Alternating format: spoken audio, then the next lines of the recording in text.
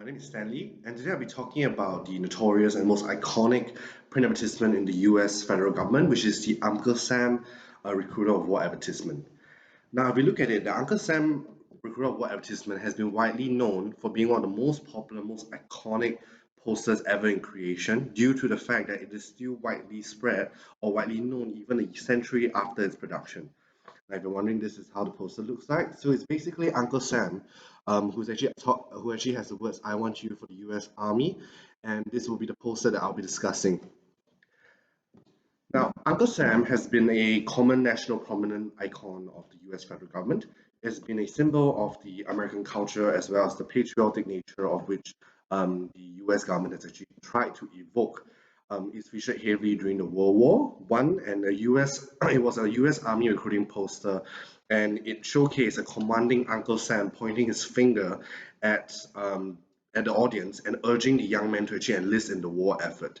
Now, it's most probably known as one of US most successful propaganda during the World War, and it had about in circulation about 4 million copies being produced between the 1917 and the 1918. By the mid-19th century, Uncle Sam, as you've seen according to the photo just now here, all right, has a classic look. His long, lean, goated, and very, very patriotic get-up. It is a popular legend that the Uncle Sam poster was actually based on a meat packer who supplied rations for the American soldiers during the World War, and therefore it's very much relatable to soldiers. It was based very much largely on artist Alfred Leeds' initial depiction of Lord Kitchener, who was a British war hero, but it was abstracted, and then the US illustrator J.M. Flagg actually used this for his poster. Now let's go into textual analysis. Now, if you look at the layout and the composition of the poster itself, the composition actually has only the center of focus is basically Uncle Sam himself, who is actually talking to the audience and pointing at them to actually direct their attention towards him. The background, midground, and foreground all showcase the colors that are symbolic for US government, the red, the blue, and the white, which are part of the US national flag.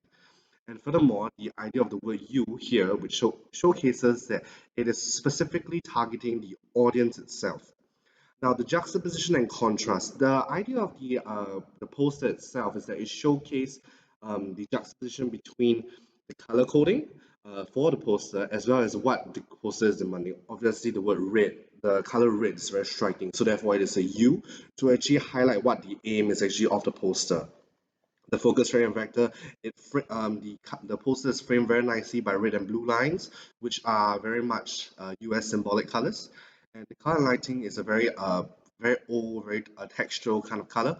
This was because during the point in time of between the 1800 the 1900s during the World War, posters were actually very much the way of mass communication because they did not have technology like social media whatsoever, and that is why this poster is so symbolic. Now we're going to discourse analysis. Let's look at the text composition. Now, if you look at the text here, it's "I want you for the U.S. Army at the nearest recruiting station." Now, the call to action here is that the U.S. government was actually trying to get people to actually sign up for the war effort that they were embarking on in World War One and World War Two. Now, this poster, despite being only created in World War One, was also utilized in World War Two because of the fact that it was so iconic and people actually shared semblance with the concept of it. The text is found mostly all over the US. It's found on the internet nowadays. It's still one of the most highly publicized propaganda movements in the world as of now. People actually are talking about it, and people actually look at it and say this was US propaganda to actually get people to enlist in the war effort done right. Now, why the composer J.M. Flack has chosen this composition is because the idea behind this poster was actually based on a war hero last time. So there was a parallel between those two, and that's why That's why the composer actually chose to have Uncle Sam as a meat packer because that would have actually allowed for soldiers to actually understand that it is a patriotic effort. The power social structure at the point in time was during because U.S. government was actually in a war, and they needed actually soldiers to actually come out and fight. And the audience would have been all U.S. men who could enlist in the army.